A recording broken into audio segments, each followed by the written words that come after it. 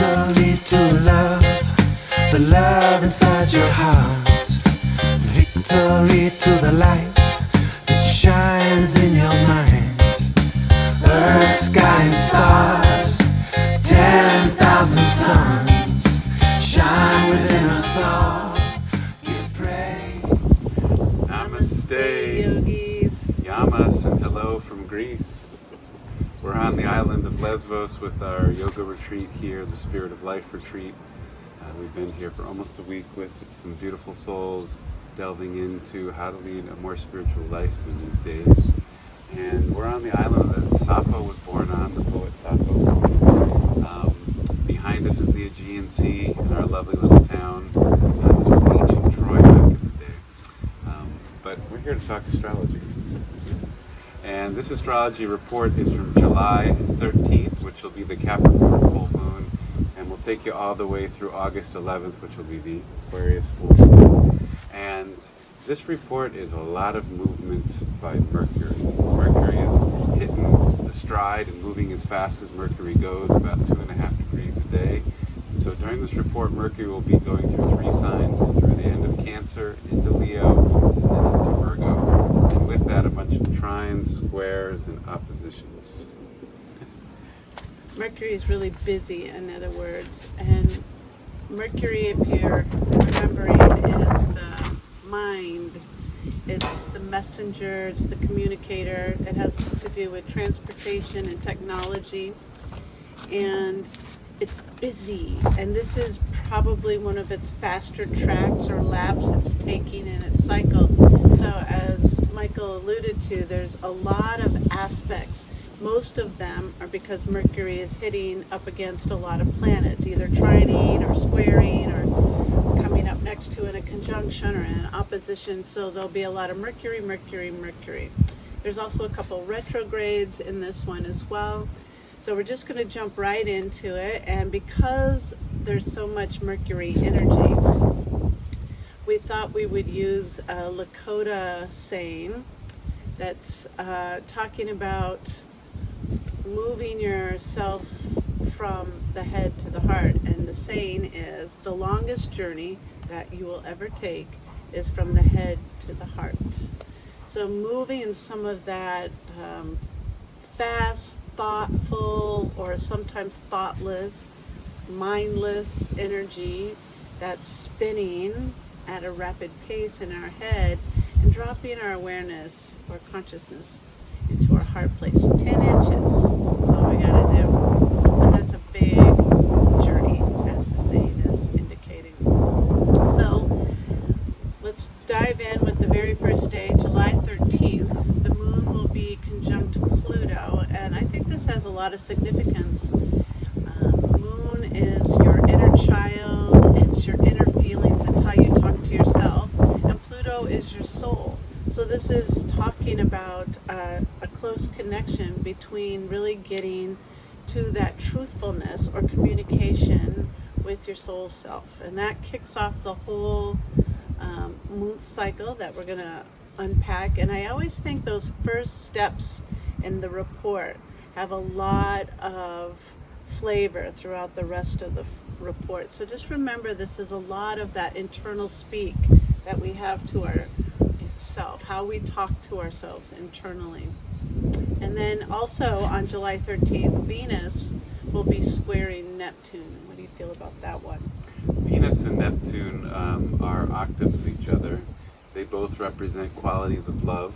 Venus has to do with personal love, and that the first personal love is how you value and treat yourself. Do you respect yourself? Do you accept yourself? Do you find yourself worthy?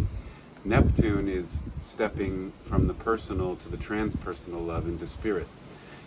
Love unconditional of all things, including the self and all, the universe, spirit, God. It's the Namaste principle, might be Neptune. And when they're squaring each other, it's tension. This is a first quarter square, so it's the tension is awakening up to us for the first time, perhaps. So something around the personal self is being challenged around the transpersonal energy. Do I love and respect myself? Do I have connection to spirit?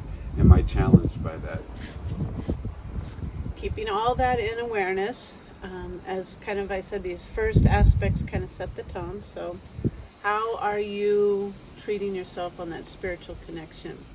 And then we move on to July 17th. Mercury, there it is, will be trining Neptune, and the Sun will be trining Neptune, and Venus will move into the sign of Cancer, all on the same day.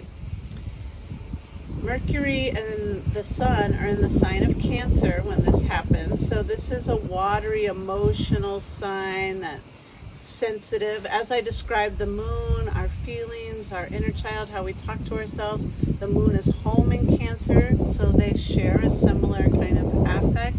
So similarly, Mercury and the Sun are also kind of that inward, introspective feeling energy about themselves, Sun included. You know, Sun's that outward expression of who we are. When the Sun's in Cancer, our outward expression of who we are can get a little bit softer. We might want to just come in a little bit, out of the Sun so much.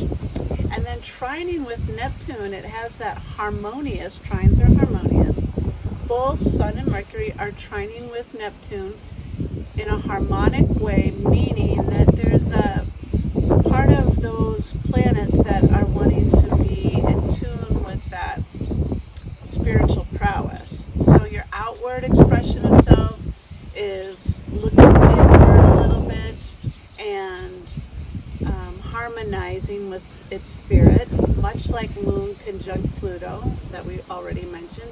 And Mercury, your great communicator, is harmonizing with spirit in the sign of Cancer also. Mercury in Cancer, so your feelings about spirit. And then Venus moving into Cancer. What do you have on that? Cancer is not Venus's home sign, but Venus is very comfortable in Cancer energy. It's the home of the moon, and Venus and the moon both represent the feminine energy of nurturing, of taking care of things, of loving, creativity, things coming out of the womb or the ocean foam. And so when Venus is in Cancer, it's very much about expressing, feeling, intuiting, connecting to the waters. It's nice to be here by the Aegean Sea. We're feeling that energy embodied in a place.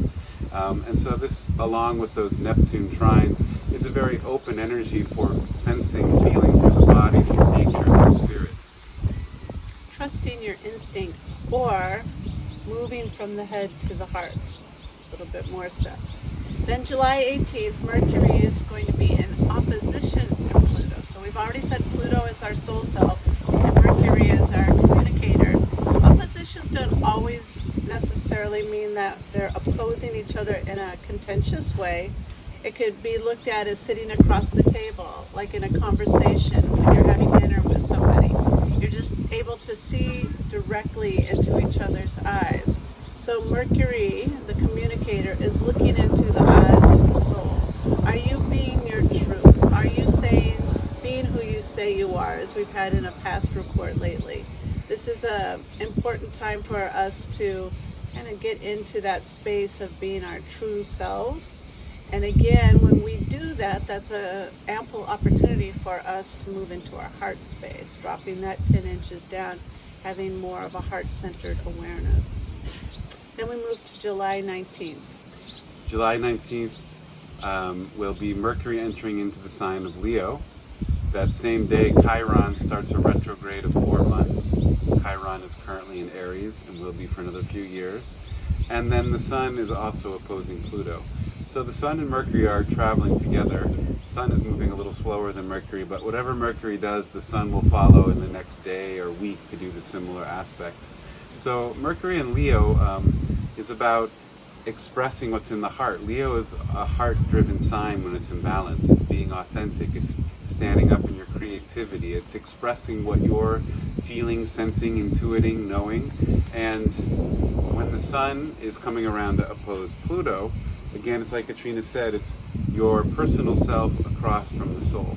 Not bad or good, but it's a check-in. Are we in alignment with what our soul purpose is? Or are we in alignment with what the heart is saying? Chiron going retrograde here is the beginning of a 4-month cycle from the rest of summer into fall. And this one is a chance to do some healing work. We always like to look at that for retrogrades: redo, review, repair, restore. And Chiron in Aries is about how you're associating with your yang self, your willpower, your ability to feel like you belong here, your open-heartedness. And so when it is going retrograde, it's an opportunity to backtrack and really assess what you've just gone through on your healing. Go back and make sure that you've battened down the hatches, that you've really tucked in those little bits around that wound so that the healing can truly happen. So it's just a review of what you've been working on in your healing process. Then July 22nd, we move on. As Michael said, whatever Mercury is going to do, Sun's going to follow shortly after. So the Sun moves into the sign of Leo, and it's in its home sign. The Sun comes home when it enters Leo. Think of a big lion roaring. Our Sun with its rays of sunshine all around it look a lot like a lion's mane, and that's a good way to remember how who's home for its Sun, Leo, the lion.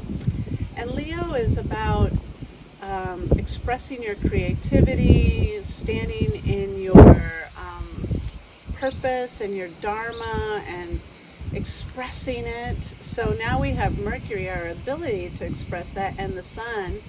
That's where we shine the brightest outwardly to all. This is an ample time to really step into our power.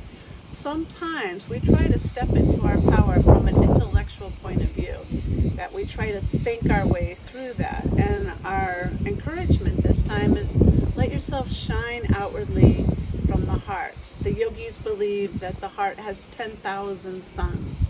So let your heart power be what goes on to the stage. Leos like the stage. Stand on the stage, but shine from the heart. There's so much more authenticity that way when we come from the heart place, as opposed to intellectualizing how we want to express ourselves. So big day on that July 22nd as we move into Leo territory, and that's when we say happy birthday to all the Leos for this next moon cycle. And then we'll have on July 23rd, Mercury trining Jupiter. Jupiter again is that, we can talk about Jupiter. You've been listening to everyone, so it's just like a continuation. Jupiter is the energy of questing for something, what you have belief in, what you either trust or don't trust, and what you have faith in. Those are all Jupiterian words: truth, trust, faith, and belief. And Mercury trining that is a harmonious energy. So this is when the head can resonate with the heart, and Mercury is communication. It's also listening, but something of that form is you're either able to clearly communicate what your truth is, you're able to communicate what you believe is truth, and share that and share the vision with others, and you have the wherewithal to listen to others tell their truth and listen to others say what they believe and receive it. I equate Jupiter also with big teachings. When we get these big downloads, whether we're sitting in a lecture or studying or reading in a book, but all of a sudden we have these epiphanies and awareness, and something awakens in our remembrance, in our wisdom body. Something comes to life, a new set of knowledge. And Mercury trining that is a helpful tool for then turning around and reteaching it as part of our way to pass that information along. When something wise comes in your path, not hoarding it and holding it in, but then turning around and expressing it. So there's the opportunity for that with that trine. Next day, Venus will go on to square Jupiter. She's in Cancer, Jupiter's in Aries. So that Venus energy of self-respect, self-love comes up into questioning, perhaps, or conflict, or a little bit of crisis around that big teaching, or the energy of truth, or the energy of what you believe in. Sometimes our personal beliefs around our faith or our own self gets challenged with external forces, and you might feel a little bit of that at this time on July 24th is the day that happens. On July 26th, Mercury will square Mars. Another square. What do you got on that? Well, here's Mercury again. Communication, expression, the mind stuff, and squaring with Mars, which is a big piece of that is our willpower. So we might find ourselves lacking the willpower to move from the head to the heart. It's also a lot of our defensiveness. So we, on one hand, might want to be saying some words, but then a little defensive in how we deliver them. So we got to be careful with our words on this time, because Mercury likes Mars likes to draw his sword, and Mercury is the king of words. So there could be some potential for unkind words to be spoken, a little defensive, in other words. But as Michael used the word earlier, tension for square, I like using that. Just find that taut energy between Mercury and Mars, and how can you work that to work on your own self? You know, how can you use that warrior strength and willpower and determination of Mars and that tension of the square to work on your own mind stuff? You know, self-discipline. This is a good day for disciplining the self to move from the head to the heart, which is, again, a difficult journey, the longest journey we would ever take. Then we move on. July 27th will be Mercury trying Chiron. Mercury here is active. So the trine is between two fire signs, between Mercury and Leo and Chiron and Aries. And this is supportive. Using your words, using your communication, and using the frequencies in the field to help heal you and help you move forward around that masculine wound. And by masculine, we don't necessarily mean just for men. It's the masculine or solar or yang or external principle for everybody, which has to do with, can you stand up and be seen? Do you belong here? Do you have proper boundaries? Do you know how to connect your desires to the soul and follow what the heart says? And are you using your masculine energy in overpowering ways, overbearing ways, or are you being the cowardly lion and hiding and I'm not worthy? So this is a day to use the medicine and the frequencies in the field and speak up, listen up, and bring out the masculine in a positive way. So then we move on, and the new moon comes about, and the new moon is in Leo. So now we have a whole party in Leo. Yeah. And Jupiter is also going to go retrograde on this day. So there's a lot of shift. You might feel a little strangeness, because new moons, things get like the seed about to papowie out and start afresh. This is a new moon in Leo, so it'll be a big papowie, because Leo likes to, ta-da, here I am. So papowie is a Potawatomi word for to emerge. And so that new moon is the new emergence of yourself. And this could be that day that you set your intentions on, have a little ceremony, new moon ceremony, and set the intention for the next moon cycle that it revolves through. And Jupiter, the big teacher, the wise, the faith, the truth, the trust energy, is going retrograde. So things slow down there, so we can really discern and decipher what it is that these teachings have been bringing us. That's a helpful piece, I think, when Jupiter goes retrograde. By the way, Jupiter is currently in Aries, and this retrograde will take Jupiter back into Pisces come late fall. So it's a return from masculine outward back into the spiritual.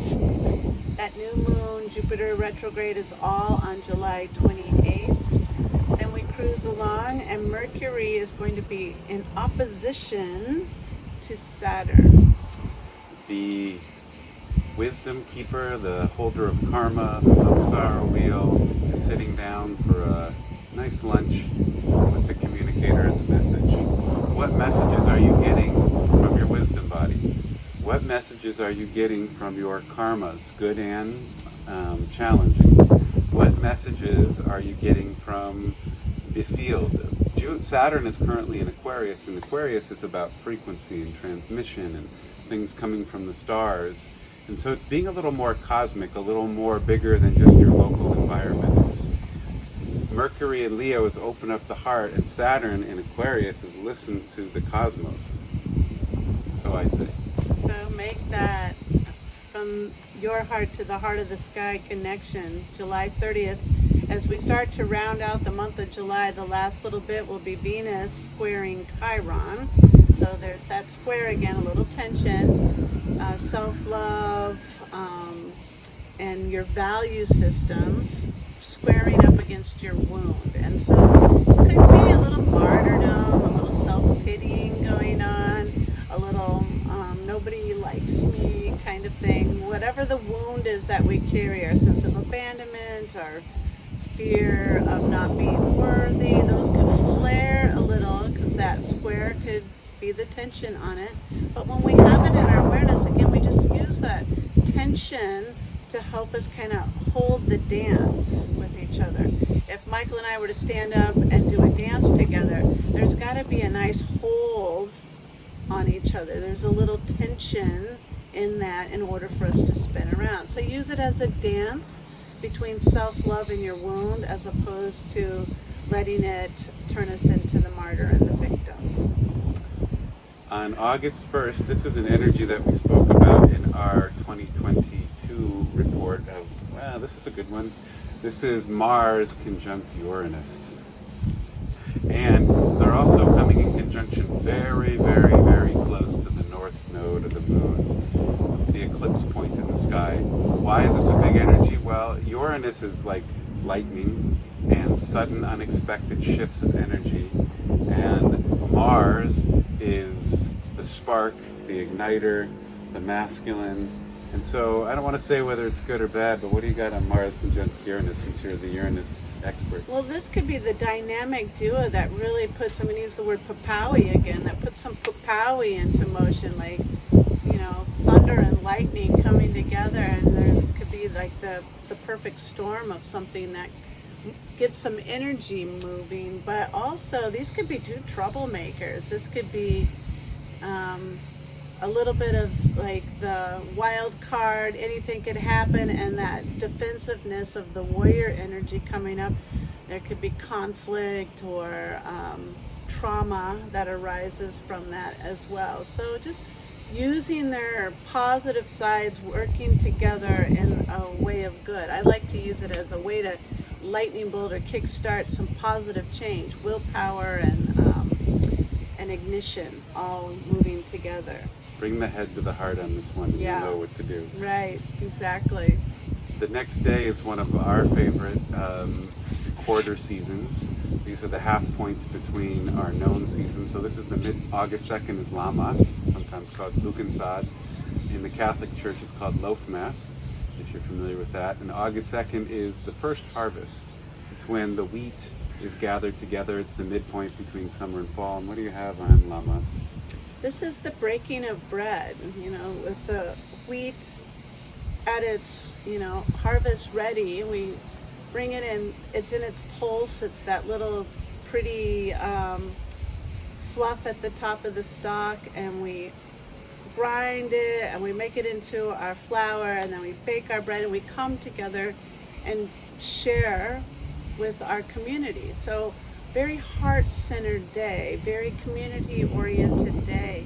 Breaking of bread is often the mending of fences between people, or coming together and usually gathering around our hearth or our heart. Same in this way. So in some way, you might not go out and bake bread, but you could gather your friends and family on this day in traditional honoring way and connect in, have heart-to-heart talks, put down the phones, look each other in the eye, face each other heart-to-heart, and just let that energy connect back and forth. I think that would serve this traditional holiday well. August 3rd is Mercury going into Virgo. Mercury is home. And this is a little calmer home for Mercury than Gemini, possibly. Not good or bad, just Gemini is lots of movement of energy in and out. And Virgo then says, okay, there's a lot of in and out of energy. Let's decide and discern which ones are relevant and which ones are not. And let's use the relevant ones and let's let go of the ones that are not. This is the proverbial saying, taking the wheat from the shaft. It's what happens on Lammas. You take the shaft away, discard it, it's not bad, but it's not relevant, and you hold the wheat and make something out of it. So Virgo is the sign of free will, choice, and discernment on how to put things into use, and if you're connecting to the heart, it's to your soul's purpose. Making choices and also setting routines with those choices. As you set into from Lammas, now we're at that midpoint, as we said, between summer and fall. We're going to move into starting to gather and store. So we start to make that march towards planning and putting away. And, you know, summertime's not over by any means, but there is a sense of starting to get back into routine. Soon school will be starting back up. By the end of this report, some kids will be back in school. And so we work towards that. And Mercury is the good use of the mind here, where we get our little ducks in a row, but we don't stay mental about it. You let this connection stay strong. All this work we've been doing to get heart-centered, we stay with our consciousness here, but we let the routine start to shift and bring it down so our action comes through the heart with the organization of the mind. That sounds good. Yeah. August 2nd, 7th is our next movement. That would be Venus trining Neptune and Mars square Saturn. Any cheaps on that? Venus trining Neptune to me is love, love, love.